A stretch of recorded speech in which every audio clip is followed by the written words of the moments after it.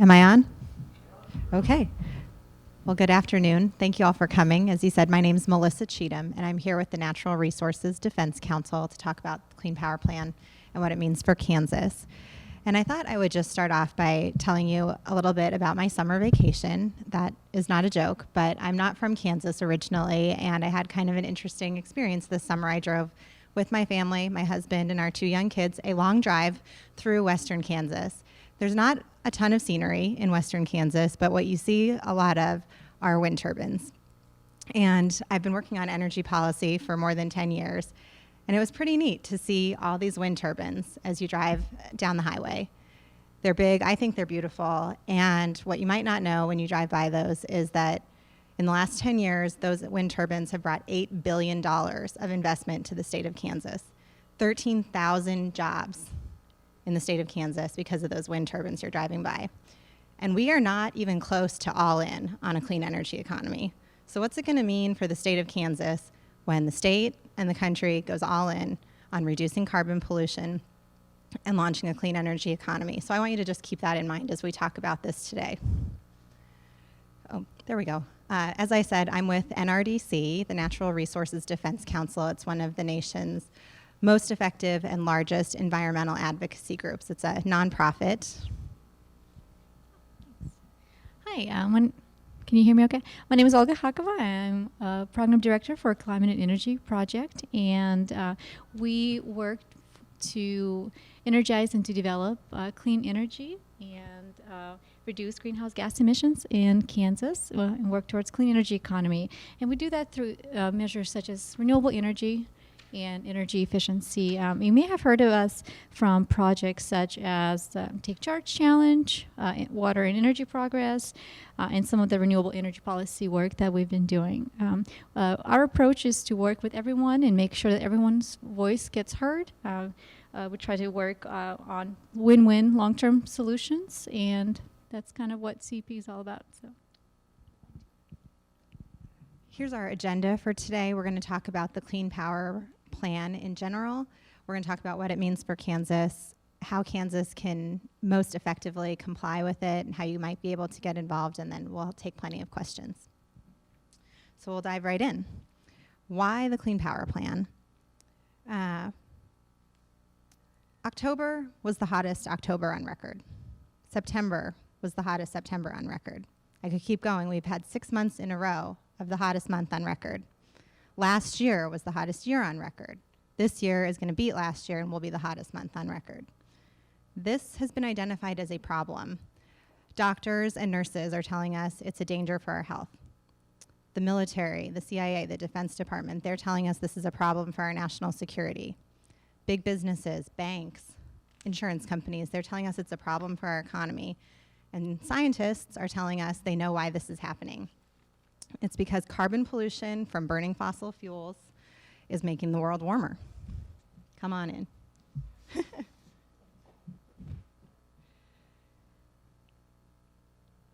Up until the Clean Power Plan, there have been no limits on carbon pollution from electric power plants. So that's what the Clean Power Plan is. It's finally putting some limits on the carbon pollution that's driving global warming coming from electric power plants.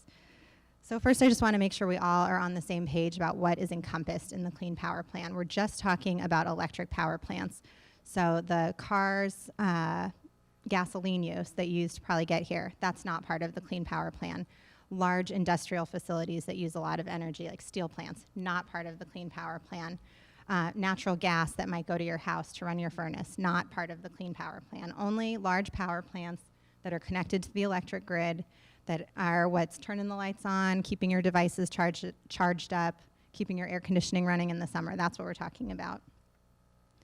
And in the United States, our electricity comes from a number of different sources. It comes from coal, comes from natural gas, nuclear. We have hydropower from large dams in the Northwest, and clean energy like wind power, as I was talking about. So this is primarily talking about reducing the carbon pollution from coal and natural gas electric generating facilities. They are very familiar with reducing pollution. Since 1970, the Clean Air Act, by the way, that was signed by a Republican president and amended in 1990 by another Republican president. they've been familiar with keeping the lights on while reducing their pollution. So we're adding another pollutant to the list of pollutants they have to limit with carbon pollution. And when the Clean Power Plant wraps up in 2030, we will have reduced carbon pollution by 32% compared to 2005. There we go. So what exactly is the Clean Power Plan? There are 3 entities I want you to think about when we talk about the Clean Power Plan. That's the EPA, a federal agency based in Washington, D.C., with regional offices throughout the country, the power plants that are going to have to limit their pollution, and the states. And the states have a big role to play in this. The states are going to figure out what the best way is for those power plants to meet the targets that EPA has set out for them. EPA promulgated the Clean Power Plan under the Clean Air Act. So an existing law, there was no new legislation to drive this. Some of you, I heard, have just wrapped up a unit on policy, and you may have heard there were attempts to pass legislation to deal specifically with carbon pollution, but in the absence of new legislation, EPA felt, and it was affirmed by the Supreme Court, that that the agency had the authority to regulate carbon pollution. And in fact, when EPA was sued by states who were upset that EPA was not regulating carbon pollution, EPA went back and did a lengthy review of the science and found that carbon and other greenhouse gases were in fact a danger to human health and welfare. And from that point on, they were obligated to take action to reduce those pollutants. So they started out by addressing transportation, making cars and trucks more efficient at the same time that they were reducing their emissions. And now with with electric power plants being the largest source of carbon pollution, this was a logical and necessary next step. So EPA set targets in the Clean Power Plan. Each state has a unique target. EPA looked at each state, how many power plants they had, how big they were, what kind of fuel they're burning, what the state's possibilities were for improving the efficiency at those power plants, what their possibilities were for renewable energy, and came up with a target that was specific to each state. When we talk about a 32% reduction nationally, EPA didn't say we want to reduce it 32% and then we're going to figure out how to divvy that up among the states. It was the opposite. They looked at each state, what the state could do, and when you add all those up, you get to a 32% reduction. Now it's time for the state to get involved and plan how the power plants are going to meet those targets. This, again, this is a program under the Clean Air Act, and the Clean Power Plan is going to mimic what states have been familiar with doing for decades, where the state comes up with a plan. They call it a state implementation plan. This provides a lot of flexibility, and it allows for the state, in Kansas, it's the Kansas Department of Health and Environment, to come up with a plan that makes sense for the state. They know what's going on in Kansas, they know what our circumstances are, and they're the best positioned to come up with a state plan. If there were to be a state that, for whatever reason, failed to do a state plan, the federal government, the EPA, would step in and do a federal implementation plan. This is a federal law, the Clean Air Act. It guarantees every American the right to clean air. So if for some reason a state can't or won't do it, there would be a federal plan imposed on the state. I haven't heard anyone who has a stake in this in Kansas who would rather see that happen. The state agencies who are involved, the Kansas Department of Health and Environment, the Kansas Corporation Commission, all of the utilities who own and operate the power plants, they all prefer a state implementation plan. And one point I want to make as well is that EPA really designed a lot of flexibility into this. They're not telling the states how to get to the target, but they've also included an opportunity for additional flexibility and cost reduction, which is the ability to link up with other state programs, to do trading to reduce costs. Again, there's a long history in the Clean Air Act of cooperating outside of the borders of the state, doing trading programs, doing things that reduce costs.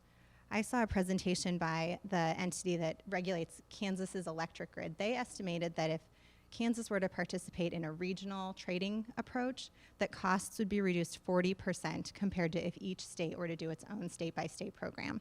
So doing that integrated, cooperative, linked approach has a huge potential for cost reduction.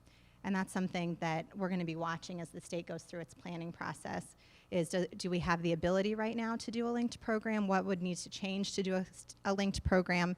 And what would be the best ways to do that? This is a little bit of a timeline. Last year, the proposed rule was released, and there was a long period of public engagement and feedback. There were stakeholder meetings, there were listening sessions. NRDC and CEP both participated in that process.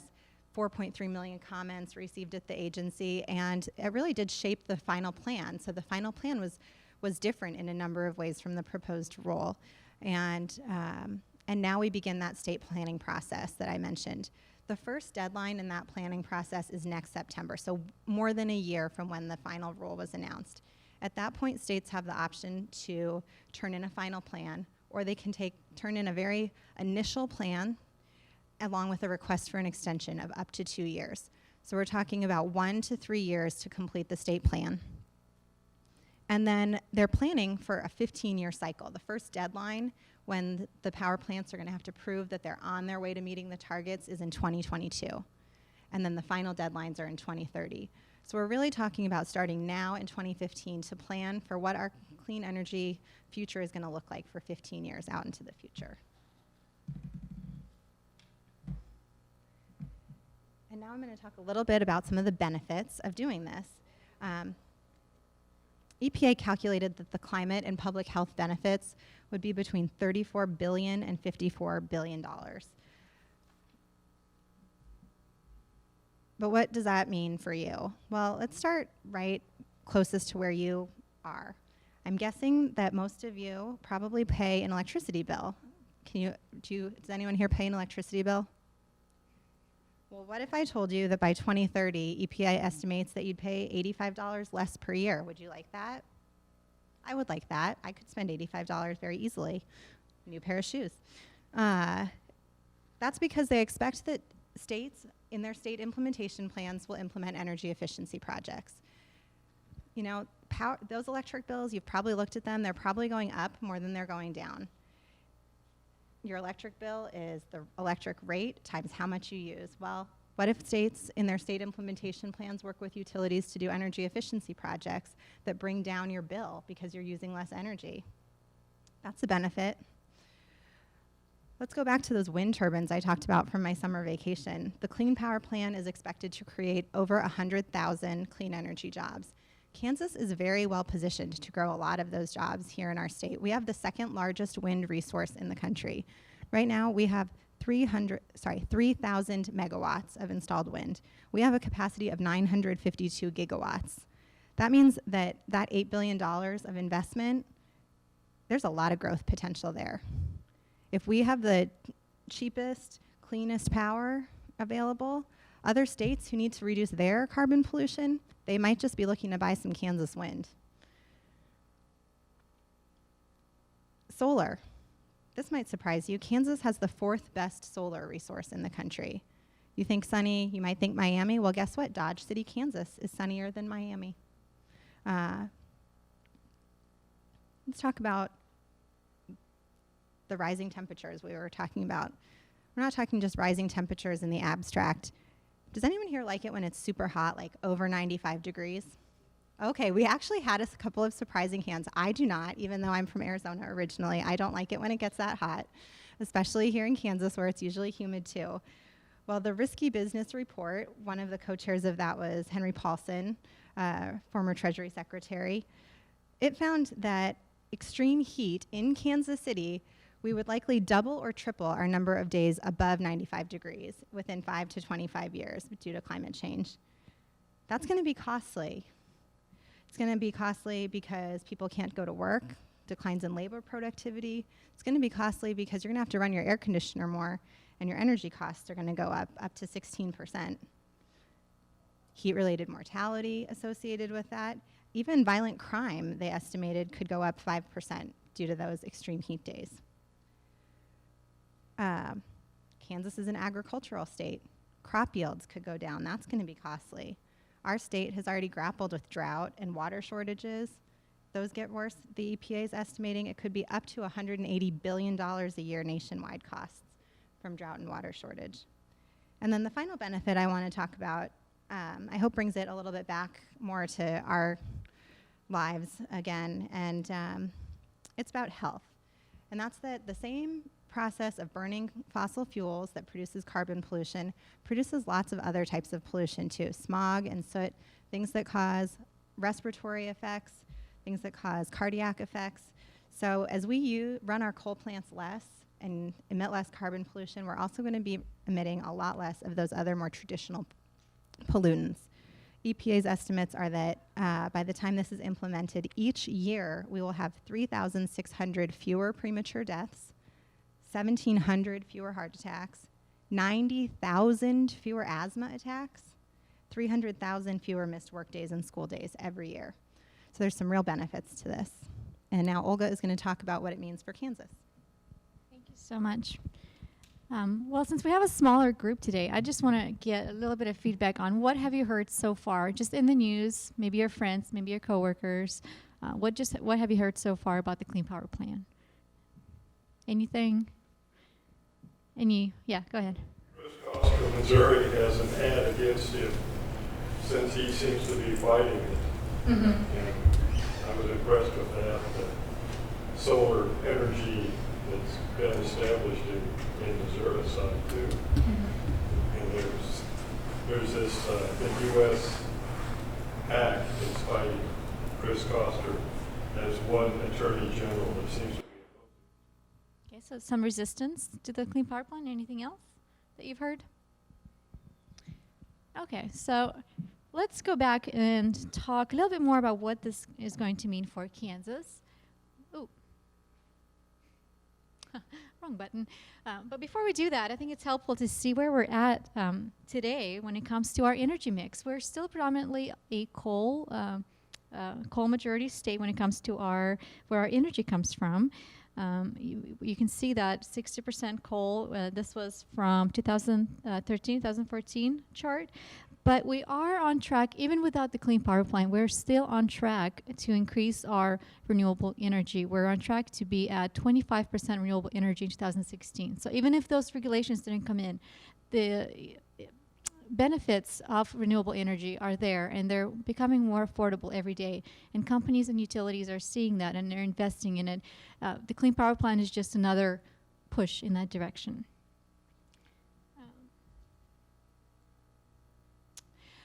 So Melissa talked a little bit about different goals and how different states have different carbon dioxide reduction goals, and then how all of them together will help our nation to come to that 32% reduction number.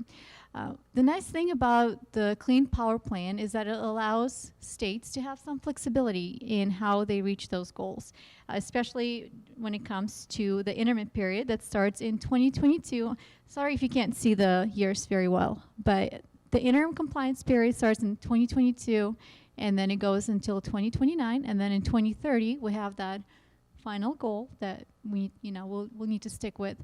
But that compliance period, it allows, as long as you hit the average number, it's about 25 millions of short tons of carbon dioxide.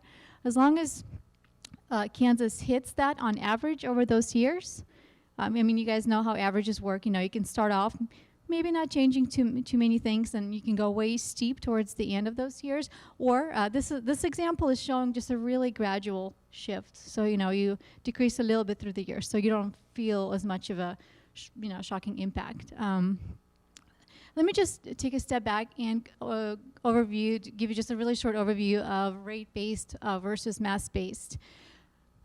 The states also have the option of how they measure that carbon dioxide in their reductions. So they could either measure it through how much carbon dioxide is produced per amount of energy that is produced, or they are given an overall mass-based allowances. So for example, let's use 25 millions of short tons of carbon as an example. So that's your limit, for example, this is how much you can emit per year, right? And then, so allowances have value to them, right? Because certain utilities who may not have enough allowances, but would prefer, but need those in order to continue operating, or they don't want to maybe, invest as much in certain areas to reduce their carbon dioxide. They'll have to go in and either purchase those allowances or figure out ways that they can reduce the carbon dioxide without them, so they don't need as many to emit. So as you can see, there's different ways to reach that goal, to reach that milestone. EPA will, once the state puts together a plan of saying, okay, this is what we plan to do, this is how many reductions we plan, how much we want to reduce our carbon dioxide in those years. Once that state plan is put together, EPA will review it, and they'll either approve it or they'll say no, go back to the drawing board. And when that happens, state will be under a federal plan. And as Melissa mentioned, everyone wants a state plan because it gives you more flexibilities, utilities, most departments, there's just a lot more benefits to the state plan.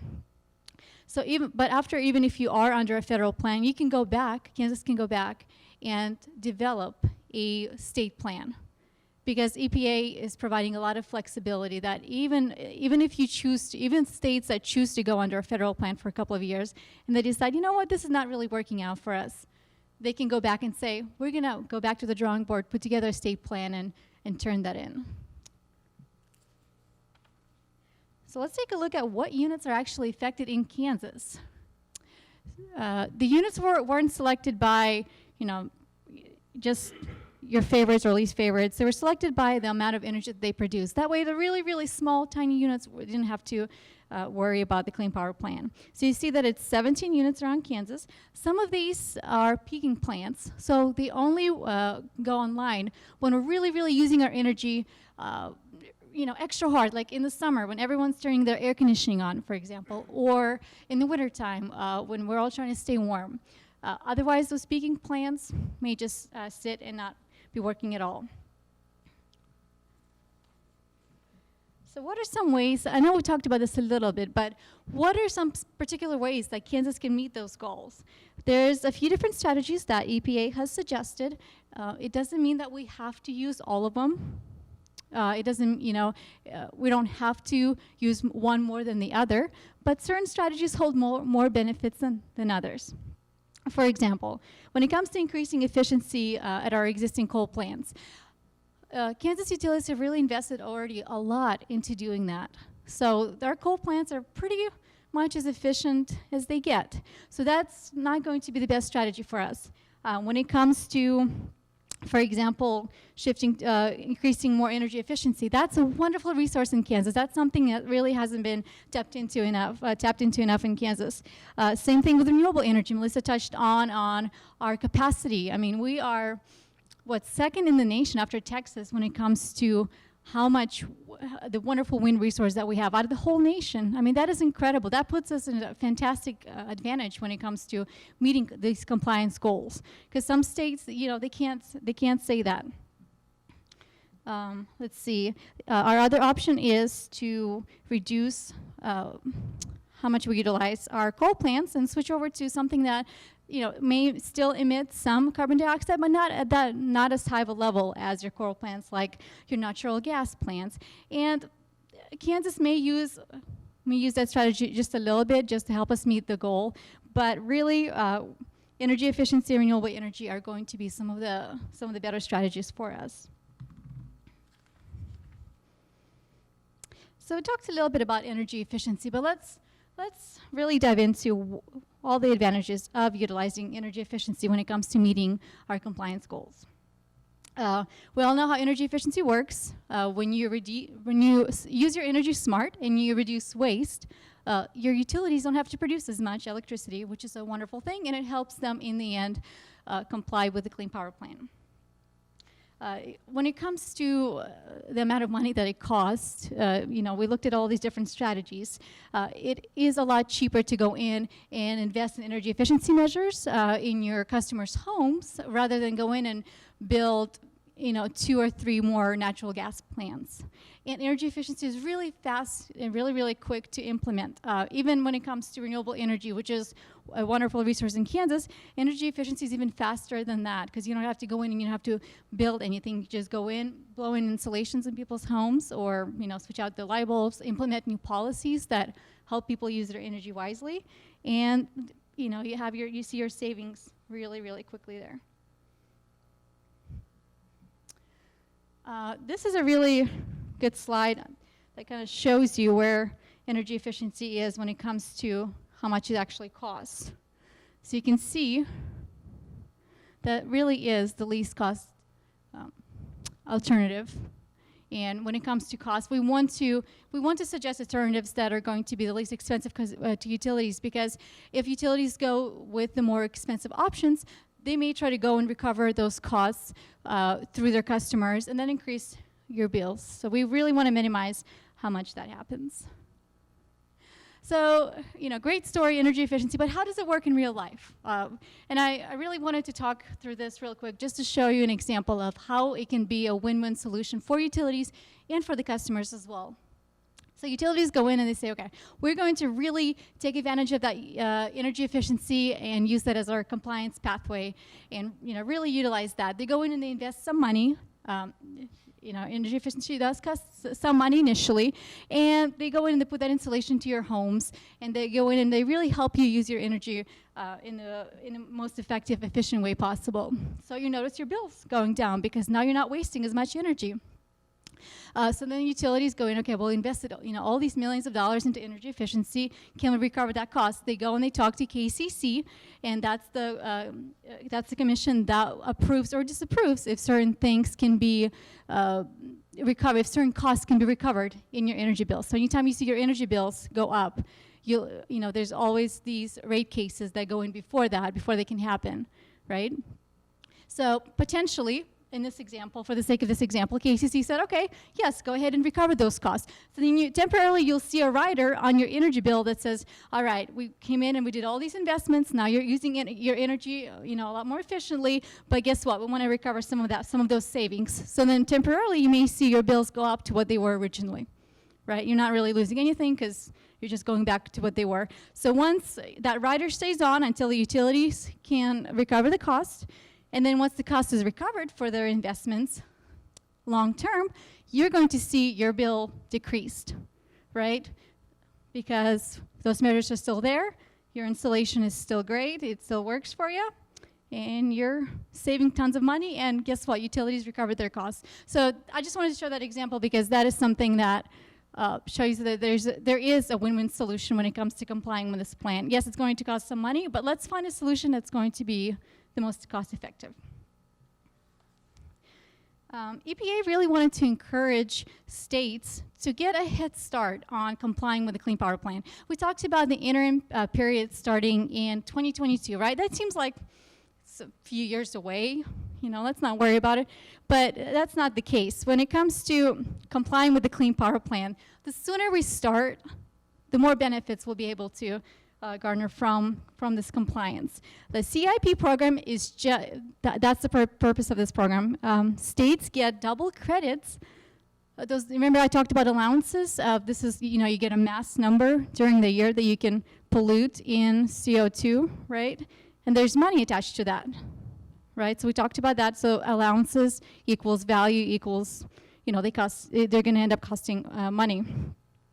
So CIP rewards states that take that extra step and they start a little earlier than everyone else. If, for example, they invest in energy efficiency programs in low-income communities, if they go in and they build renewable energy projects all around the states, they don't have to be in particular communities, they can be all around Kansas. So they get rewarded for any kind of energy saved or energy generated from those projects in 2020 and 2021. Okay, so the nice thing about these programs too is under the final plan, Utilities are, and any participating entities are required to engage with the communities and see what communities think, what communities need, what do they think about the Clean Power Plan. And these kind of projects really allow states to get a head start on, when you're coming into someone's house to blow an insulation, guess what? You have an opportunity to talk to that person. You have an opportunity to build a relationship, and you have an opportunity to hear, what are they thinking? And that's what community engagement is all about. So that's why energy efficiency, has so many different benefits. It's because it also allows you to engage with people that are your customers and that you utilize energy. Well, perfect segue into a little more about community engagement. So community at risk, I know Melissa talked a little bit about climate change and the dangers of increasing temperatures, even just a few degrees. A lot of times it's the minority communities, are the communities that are in risk, the low-income communities.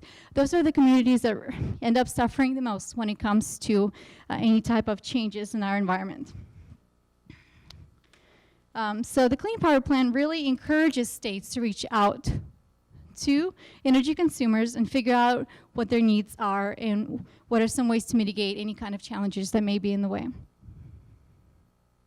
They also want to make sure that communities have a way to, share their feelings and share what they think about the Clean Power Plan. I know that states like Pennsylvania, they're talking about holding like 14 different engagement meetings. So right now, KDHE and KCC, they have a bit of a different process on how they engage people and how they do their cases. Like KCC has a very extended, very stringent, very long, very formal process. I don't know if any of you have participated in the Westar case that was this summer. But, they had multiple public hearings, and it was very official, and, you could testify, and then they then collected all the information and took that information in before they made their final decision. KDHE, Kansas Department of Health and Environment, they have a less formal process. So what they're doing right now as they're meeting is they're trying to figure out kind of the middle ground is how do we utilize both of our resources, both of our, our communities that we have engaged with previously, our relationships, and figure out ways to have a good process where we can hear from our communities and we can communicate and educate people on what the Clean Power Plan will mean for them. So that kind of segues into what Kansas is doing right now. So Kansas is one of the 26 states that is currently suing the EPA. By the way, anytime EPA comes out with anything new, they get sued. So that's just something that happens. Not just this Clean Power Plan.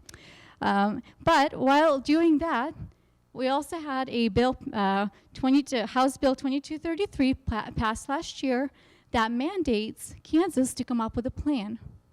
All right? So the bill says that even if there's some disagreement in the legislature, even if not everyone agrees that we need to submit a plan, the plan will be submitted by the Secretary of Health and Environment 4 days before the deadline, which is September 6th is the deadline of next year. So there will be a plan that will be submitted. This piece of legislature may change or may not, but that's where we're at right now. So even though Kansas is suing, they're also, all the KCC, the KDHE, and the utilities are all coming together, and they're working on ways that we can put together a state plan. A part of this bill was to create a committee that would oversee this state plan development. And the last meeting the committee had, they had the utilities, they had co-ops, they had the people who were affected by the Clean Power Plan, the entities who were affected by the Clean Power Plan, and KDHE testify and talk about what their strategy is. And there wasn't a single utility that says that that they don't support working on a state plan. So those two things may seem contradictory, but we are working on a state plan right now. And just to give you a little overview of what CP is doing is we have a committee as well, and we're working together to put together a blueprint And we have various fantastic people in our committees, you know, some renewable energy providers, some people who are, you know, doctors. They teach at universities, and they have tons and tons of fantastic knowledge. So this committee is helping us put together a blueprint, an example of what a compliance pathway for Kansas could look like. And some of the things that we're suggesting, I think you can probably guess from our presentation today, is energy efficiency and renewable energy, just because of all the wonderful benefits that come from those strategies. So what we'll do is we'll share that blueprint with utilities, affected generating units, with KDHE, with KCC, and say, this is what we're saying. You know, please consider this, and then just kind of have the conversation go from there. Because we really have outlined, I think everyone right now, especially in that committee, everyone's instructed to look at cost, to look at how much is it going to cost to comply. And that's really important because it will cost utilities money to comply. But I think it's really also important for us to look at benefits and to remember that there's so many benefits that, you know, when it comes to comparing the costs to the benefits, that we really are, the Clean Power Plan really has some fantastic benefits at the end.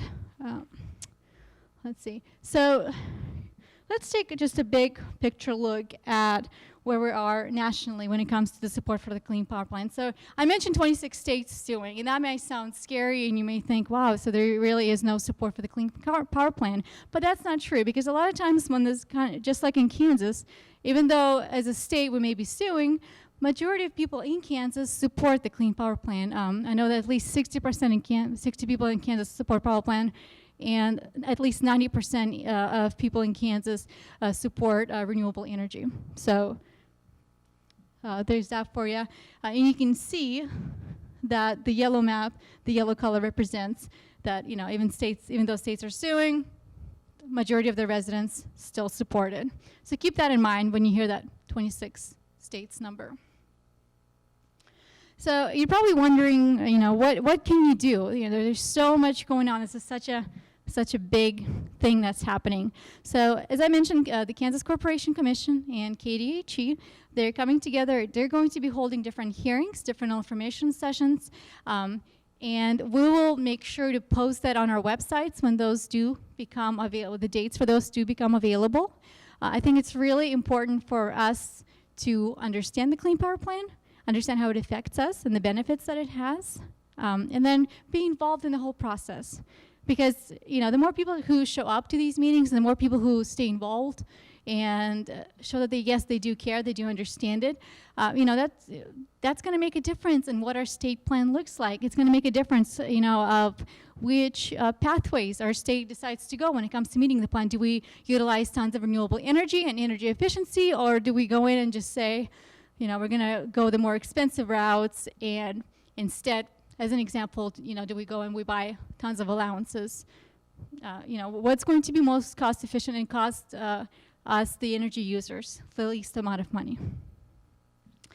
You know, I encourage you to go to our website. Sorry, I don't have an RDCs, but, you know, our business cards are on here. You know, stay in touch with us if you have any further questions, and we'll have a chance to discuss some of those later on today. But EPA has some really neat fact sheets on their website.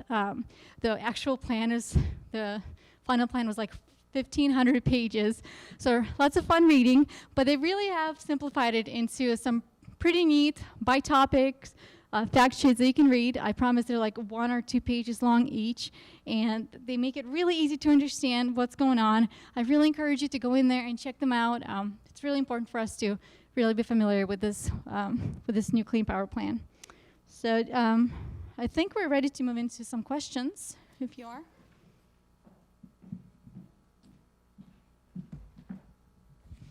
Oh, sorry. Okay.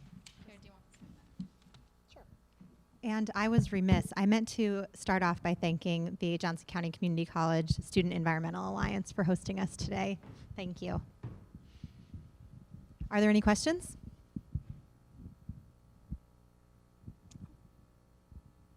Yes.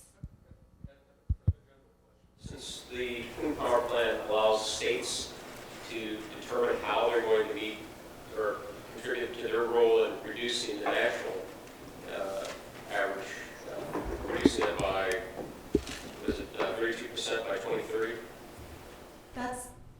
That's right that the national average will be 32%. That's what's expected. But the state's goal is laid out in the rule. Olga talked about that there's two different numbers you could use, whether it's a rate of how much pollution per unit of energy or the mass-based goal, total tons of carbon. So the states don't choose their goal. The goal is part of the Clean Power Plan, but they're going to choose how they meet that goal. So the goal is chosen for them. Yes. And then how they reach their individual state goal is determined by the states. Yes, that's right. And of course, every state will be given a different goal based on their needs and population. Yes, all the goals are available if you wanted to see how different states stack up. And Kansas, because of our reliance so heavily on coal, other states have invested more in lower polluting alternatives in recent years. Kansas hasn't done as much of that on their coal plant side. So Kansas does have one of the more stringent goals. Some states that have relatively lower carbon electricity sectors in their states don't have as much distance to travel. But our goal would have been a lot worse if we didn't invest in all that renewable energy that we have so far. So that's just another little thing to keep in mind. Yes, it's pretty stringent, but it could have been a lot worse. Any other questions? Anything you want to clarify? Jay? Yes.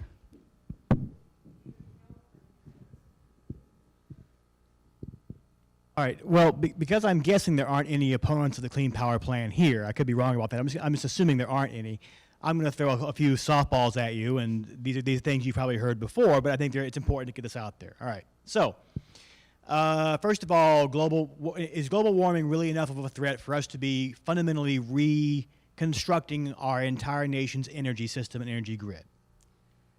97% of scientists agree that humans are causing the problem, and I would say even if we didn't have the climate change problem, there's still plenty of arguments for moving to clean energy. We've talked about the economic benefits, we've talked about the health benefits. So even, yes, I think there's a compelling case on climate change, but even if you were to throw that aside, you have a number of other geopolitical, national security, health benefits, and economic benefits to moving towards more clean energy. Yeah, when you're emitting carbon, you're also emitting, your SOx and NOx, your sulfur dioxide, and in all of that, we talked about how many different deaths and asthma attacks will be prevented because we won't be breathing that in, and our future generations won't have to worry about breathing that stuff in. This one's a little bit harder. So, in the absence of a global climate treaty, will not this inhibit American competitiveness with other nations overseas in terms of our economic competitiveness?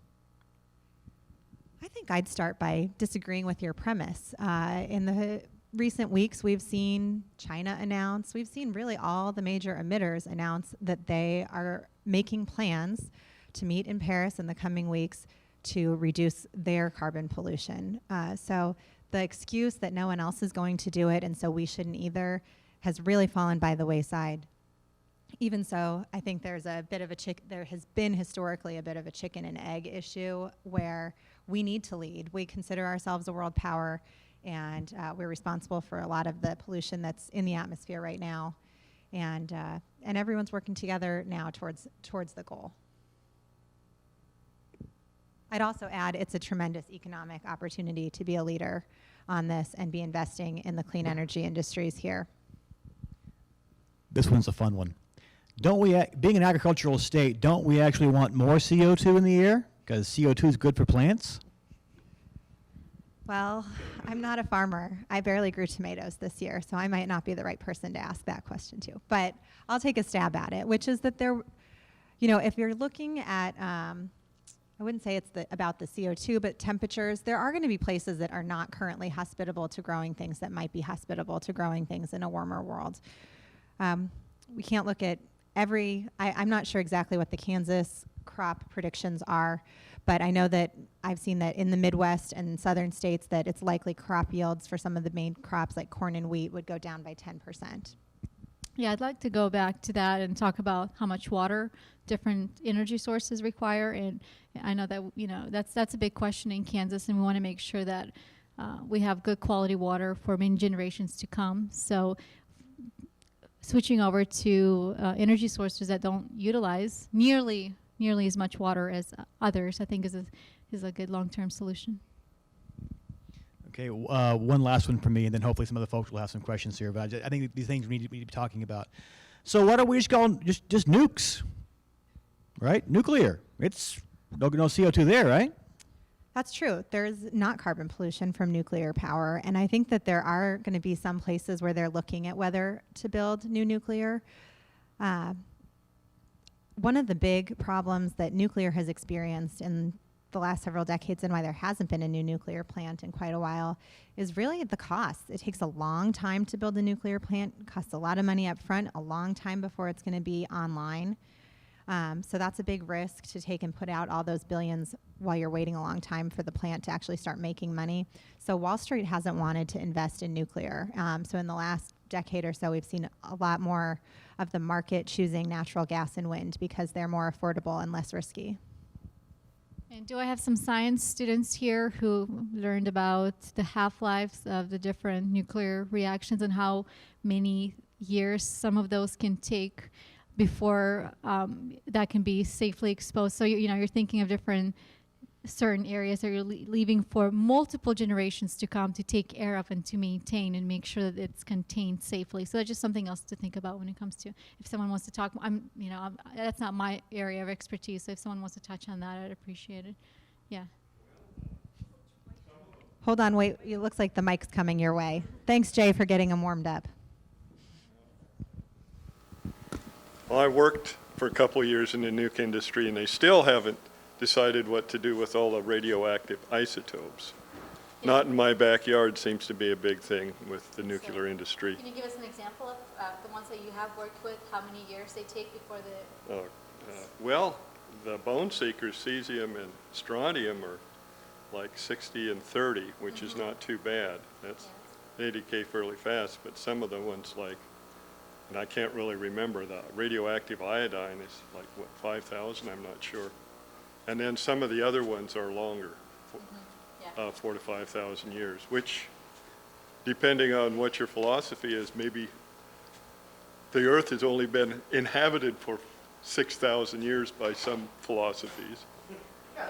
So the radioactivity kind of outlasts known civilization by quite a while. Do we have any other questions? Yes, there's one. Oh, we'll get to you later, sir. Yeah, go ahead. How does the EPA make sure that states comply with these things? What are the things that they have to enforce upon, or how is their teeth behind the So clean power plans? That's a really good question. So compliance is taken very seriously. Part of the plan that the states will submit is how they're going to measure and how will they verify that they are meeting that goal. And that has to be approved by the EPA. Certain plans, like the rate-based plan compared to the mass-based plan, there's a lot more steps in the rate-based plan that you have to go through in order to make sure that you can demonstrate that you are measuring everything correctly.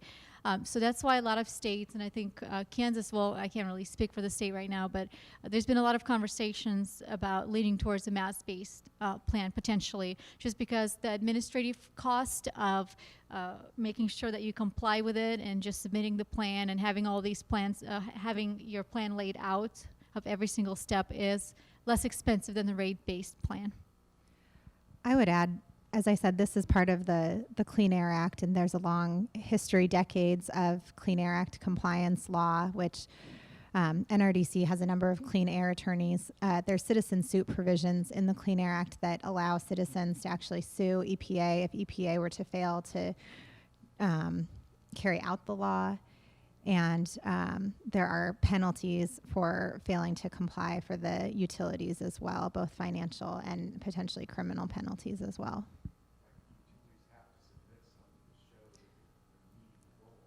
Yes, and the utilities will have to submit, if you're looking at a mass-based plan, an allowance for each ton of emissions.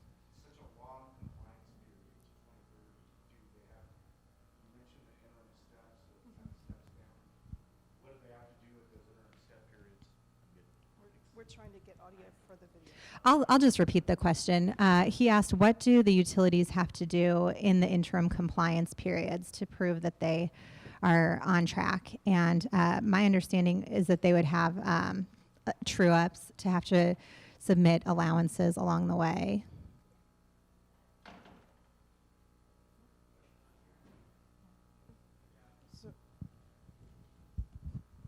So our current Kansas administration probably is not too excited about this, and I'm just curious, how are they going to try to block it or oppose it or fight it if they did, right? Great question. He asked, how is the administration, which is not too friendly towards EPA regulations, going to block this? As Olga mentioned, Kansas is one of the 26 states our Attorney General is suing over it. And, that's just going to be going on a parallel path with the state planning process. That'll be resolved in the courts, and it may take through the duration of the planning period before we would get an answer from the Supreme Court on this. There's been discussion, when that joint legislative committee met, there was one witness who was from a Washington, D.C. fossil fuel think tank who suggested that the state should not do a state plan. That would be a way to try and kind of prove how tough the state is against the regulation. But we didn't hear from anyone else. KDHE, Corporation Commission, all of the utilities want to do a plan, and I think it's really folly to think that the state failing to submit a plan would do anything to stop the regulation, because EPA is going to have a federal implementation plan ready to go if anyone doesn't do their own state plan.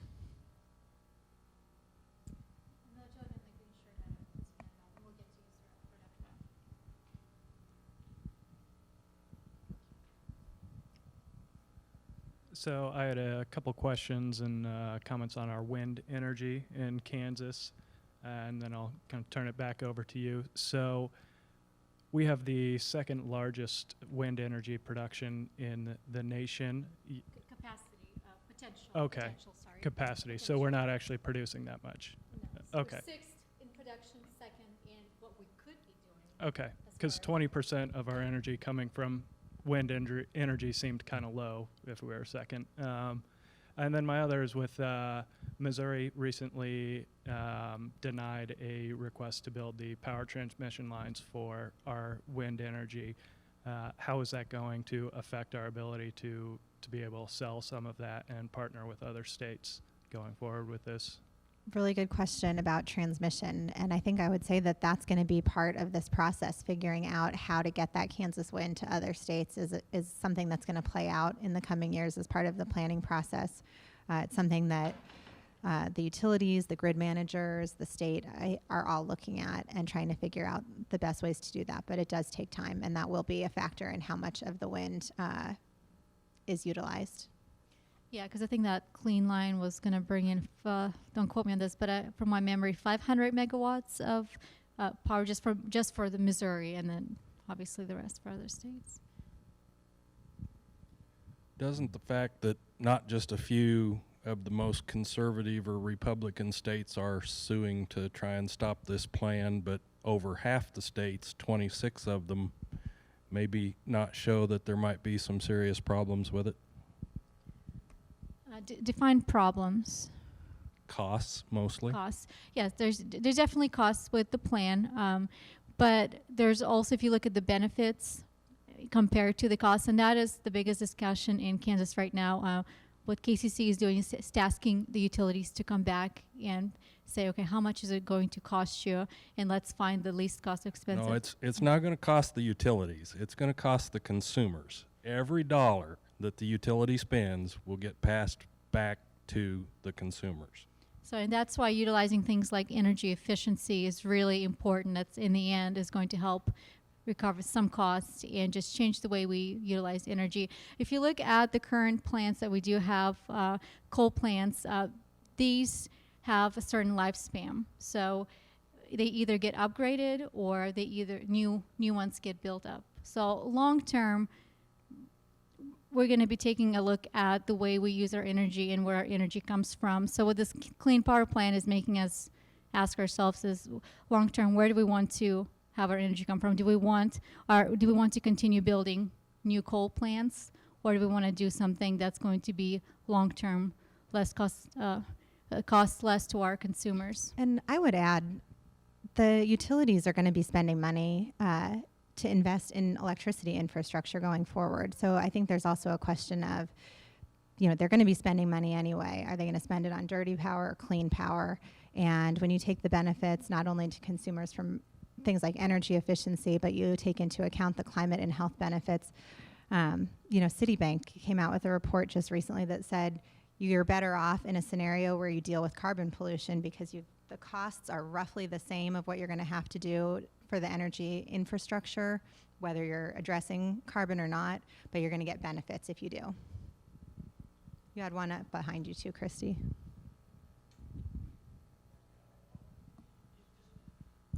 Let's play with that just a little bit, because there are some people who oppose the Clean Power Plan because of just ideological reasons. It's big government. It is coming from Washington, D.C. So there are some folks out there who you're aware of who are arguing there are other ways to do this through something that would be more market-based, like a carbon tax. Now, this is getting far afield from where we are, but do you guys have any thoughts on what an alternative might look like that would be a market-based carbon tax? I do not see there's authority in the Clean Air Act to enact a carbon tax, and I don't foresee the Congress enacting one. So I don't think that's one of the options on the table for dealing with carbon pollution right now. There's one back here, and then we've got over here.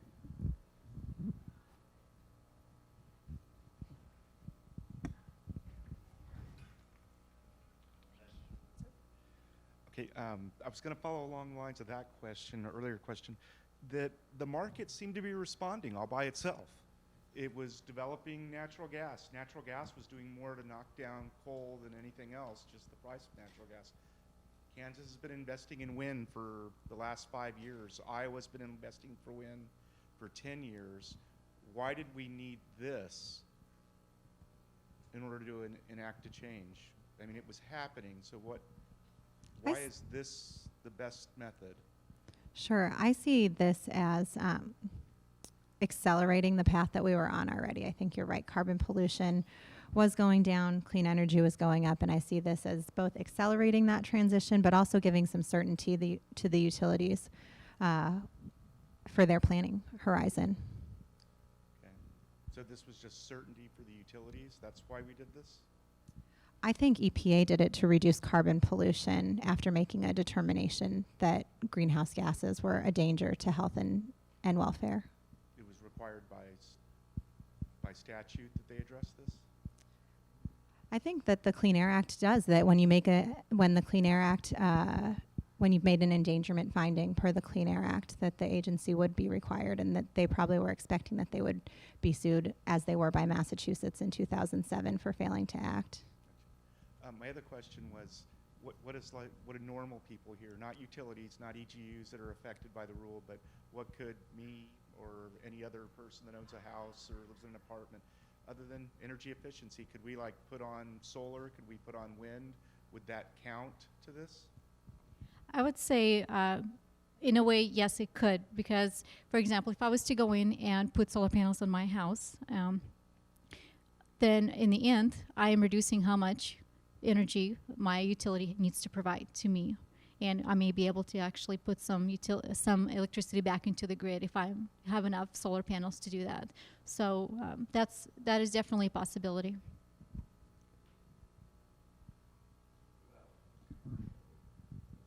Alton.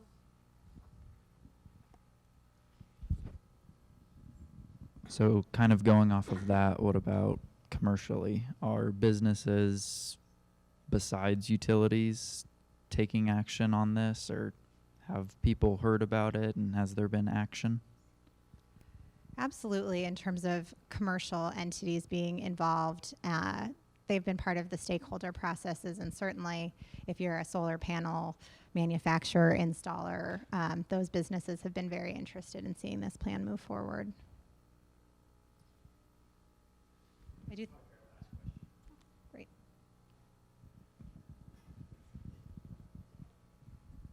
I think the challenge for individuals in the state of Kansas, I know other states have tax incentives for building solar, wind, and Kansas, I haven't seen that kind of incentive. I've been interested in building a wind turbine on my farm for a number of years, but it's cost prohibitive unless I build one large enough that I can grid tie it and sell electricity back to the grid.